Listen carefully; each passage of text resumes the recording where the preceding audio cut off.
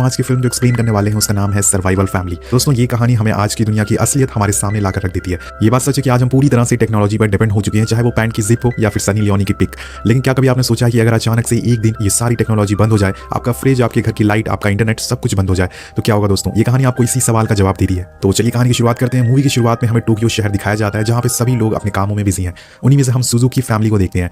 Yoshi जो कि family का हेड है, वो हर रोज की तरह अपनी जॉब से थके हुए घर आता है और उनके दो बच्चे हैं जिनके नाम है किंजी और यूई, जो कि हमेशा अपने गैजेट में, अपने फोन में बिजी रहते हैं, जैसे कि हम सभी करते हैं, हम सभी नॉर्मल फैमिलीज करते हैं। और उनकी मॉम जो कि हमेशा उनका ख्याल रखती हैं और खाना बनाती रहती हैं। यहाँ पर सुजुकी फैमिली को देखकर आप लोगों को पता लग गया होगा कि ये खुद को खुश रखने के लिए एक दूसरे से बात करने के बजाय अपने फोन पर ज्यादा बातें करते हैं। वेल इसके बाद कहानी आगे बढ़ती है और अगली मॉर्निंग जब योशी सो के उठता है तो उसे पता चलता है कि वो अपने ऑफिस के लिए लेट हो चुका है क्योंकि उसकी अलार्म क्लॉक खराब हो गई थी। वो बाहर अगर अपनी वाइफ से टाइम पूछता है तो वो बोलती है कि घर में कोई भी घड़ी नहीं चल रही है।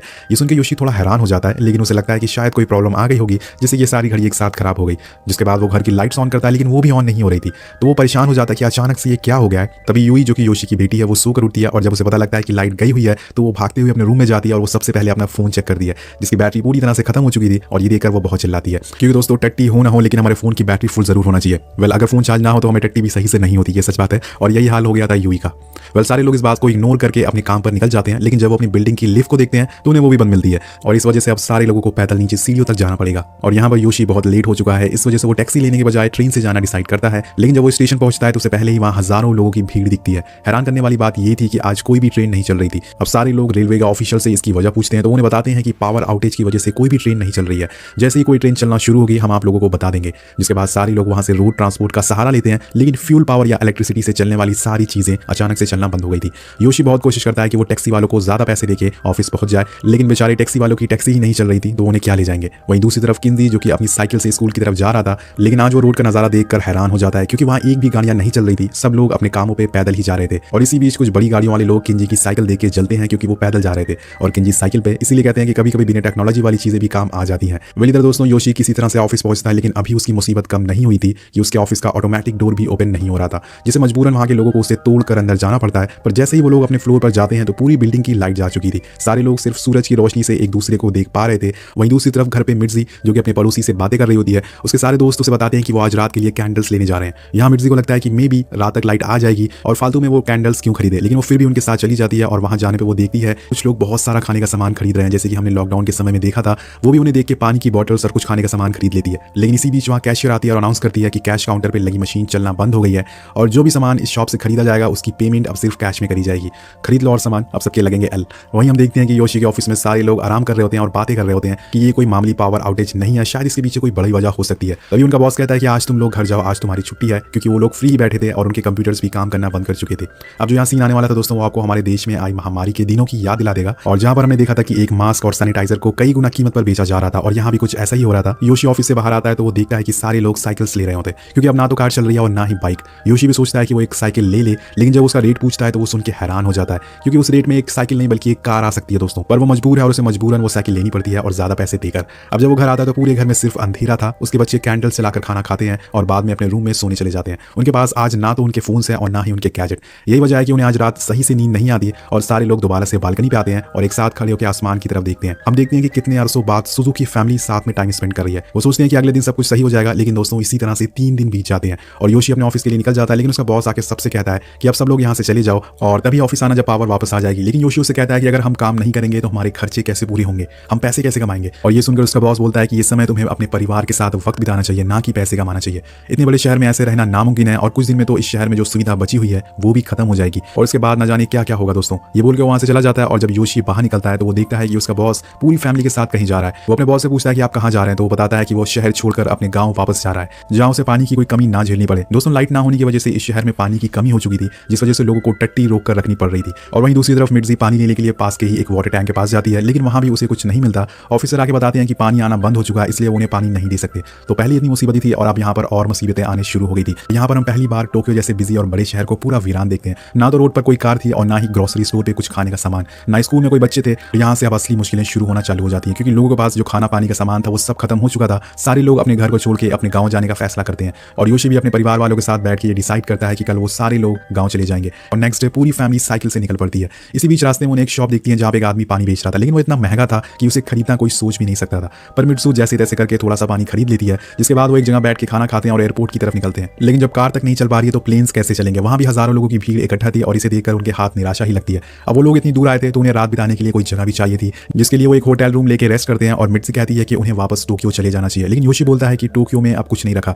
वहां ना तो पानी है और ना ही खाना, वहां जाकर हम जिंदा कैसे रहेंगे। और अब एक ही रास्ता बचा हुआ है, अब हमें साइकिल से ही कागुशिमा विलेज जाना होगा जो कि इनका गांव होता है। अगले दिन वो लोग एक शॉप से कुछ शराब की बोतल लेके मित्सु के लिए भी एक साइकिल लेते हैं और वहीं दूसरी तरफ यूई एक बुक स्टोर से एक मैप लेती है जिसकी मदद से ये लोग शहर से निकल सके। और इसके बाद ये सभी लोग अपने सफर पर निकल पड़ते हैं। थोड़ी दूर पर पूरी फैमिली हाईवे पे पहुंचती है, लेकिन वहां उन्हें पहले से ही हजारों लोग साइकिल से पैदल मिलते हैं जो कि अपने अपने गांव की तरफ जा रहे थे। वेल ये सीन देख के आपको हमारे देश का मंजर याद आ गया होगा। अब ये फैमिली भी सभी लोगों के साथ आगे बढ़ना चालू कर देती है। आगे जाके ये लोग एक जगह टेंट लगा के थोड़ा आराम करते हैं और इसी बीच उनके पास एक कपल आते हैं जो उनसे पानी की भीख मांगते हैं। लेकिन ये लोग उनसे झूठ बोलते हैं कि इनके पास आखिरी बॉटल बची हुई है, जबकि इनके पास काफी पानी होता है, ये उनकी मदद कर सकते थे। लेकिन ये ऐसा टाइम है दोस्तों जहां पर कोई किसी की मदद नहीं करना चाहता, पहले सभी लोग अपनी जान बचाना चाहते हैं। वेल गाइस ये मूवी का सीन आप लोग याद रखिएगा, इसका मतलब आपको आगे समझ में आ जाएगा। फाइनली रात हो जाती है और ये लोग वहीं सोकर गुजारते हैं अपनी रात। और रास्ते में एक टनल मिलता है जिसमें काफी सारे लोगों की लाशें पड़ी हुई थी, जिसे देखकर मिर्ची डर जाती है, पर वहां मौजूद एक बूढ़ी लेडी उन्हें उस टनल से सही सलामत बाहर निकालती है। और अब इस तरह से पूरे 17 दिन बीत जाते हैं उस पावर आउटेज को। अब यहाँ पर पूरी फैमिली एक नदी के किनारे रेस्ट करते हैं, लेकिन यहाँ इनकी सारी पानी की बॉटल्स खत्म हो जाती है। सब लोग परेशान हो जाते हैं। योशी प्यास के मारे तड़प रहा था और आखिर में वो जाके नदी का पानी पी लेता है जो कि पीने लायक नहीं था।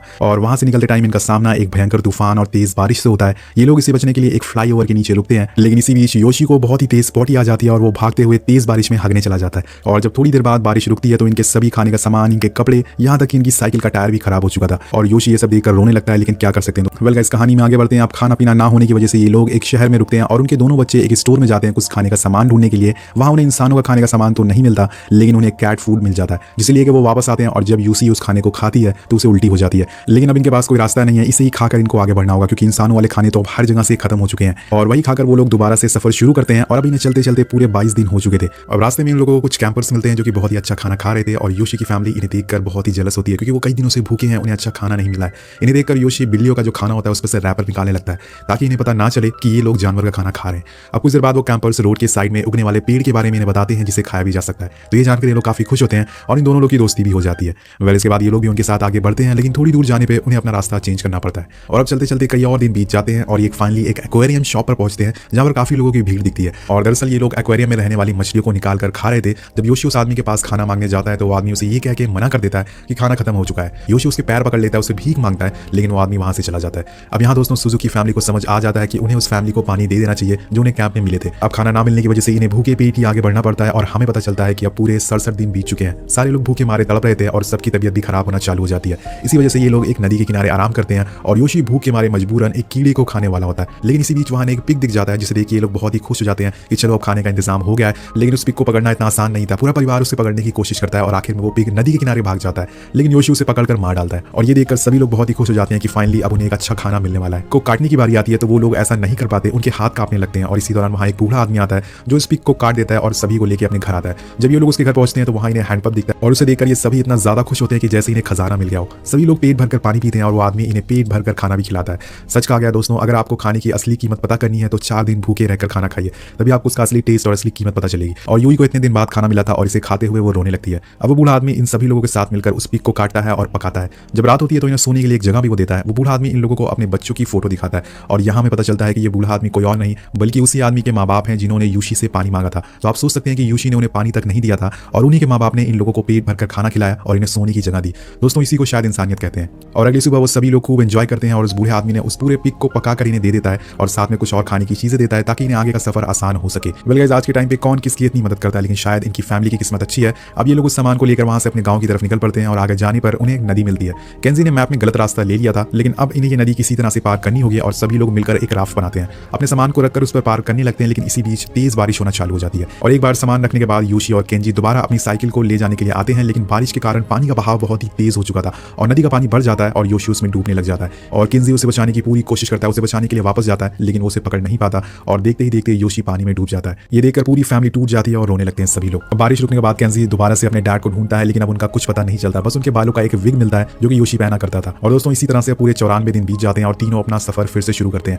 चलते चलते ट्रेन की पटरी पर ये पहुंच जाते हैं, लेकिन तभी मित्सु वहीं रुक जाती है क्योंकि वो योशी के जाने का दर्द को अभी भुला नहीं पा रही थी। वो रोने लगती है वहीं खड़ी होकर और अपनी माँ को रोता देखकर यूई भी वहीं पर रोने लगती है। सभी लोग फिर से उदास हो जाते हैं, लेकिन केंजी उन्हें सहारा देता है और सभी को लेकर आगे बढ़ता है। लेकिन रास्ते में उनका सामना एक और मुसीबत से होता है और थोड़ी दूर चलने पर कुछ जंगली कुत्ते इनका मीट के पीछे पड़ जाते हैं। इनके मीट के पीछे पड़ जाते हैं और यूई पे हमला कर देते हैं। उनसे बचते हुए मित्सु का पैर फिसल जाता है और वो नीचे नीचे गिर जाती है। लेकिन इसमें मित्सु को गहरी चोट लग जाती है, उसका पैर की हड्डी टूट जाती है और जब ये चीज़ दोनों बच्चे देखते हैं वो बहुत ही डर जाते हैं। लेकिन तभी शायद ऊपर वाला उनकी आवाज़ सुन लेता है और वहाँ एक ट्रेन आ जाती है जो कि उनके सामने आकर रुक जाती है। ये देख के तीनों की सांस में सांस आती है और वो तुरंत ही उस ट्रेन में बैठ जाते हैं। और इसी बीच हम देखते हैं कि योशी जो कि नदी में डूब गया था वो तैरते हुए किनारे तक पहुंचता है, मतलब कि वो अभी भी जिंदा है। वो भागते हुए खेत में आता है और ट्रैक्टर के सहारा लेकर आराम करने लगता है। तभी वो देखता है कि उसके सामने से एक ट्रेन गुजर रही है और उसे देखकर वो फ्लेयर गन चलाता है और इस फ्लेयर गन को उस ट्रेन में बैठे हुए उसकी फैमिली देख लेती है और भागते हुए उसके पास जाती है। और यहाँ पर एक बार फिर से पूरा परिवार एक साथ आ जाता है। वो सभी लोग बहुत ही खुश होते हैं कि वो फिर से एक साथ मिल चुके हैं। अब यहाँ पर ट्रेन में मित्सु योशी की वही हेयर विग देती है जो कि वो पहनता था, लेकिन वो उस विग को बाहर हवा में उड़ा देता है अपनी परेशानियों की तरह। और फाइनली इतनी मुश्किलों इतनी परेशानियों के बाद ये लोग अपने गांव पहुंच जाते हैं जहां उन्हें मिर्ची के फादर दिखते हैं जो कि समुद्र के किनारे फिशिंग कर रहे थे। वो लोग उन्हें देख के बहुत ही खुश होते हैं। अब यहाँ से सीन शिफ्ट होता है और हमें पता चलता है कि आज पूरे 2 साल 126 दिन बीत चुके हैं पावर के गए हुए।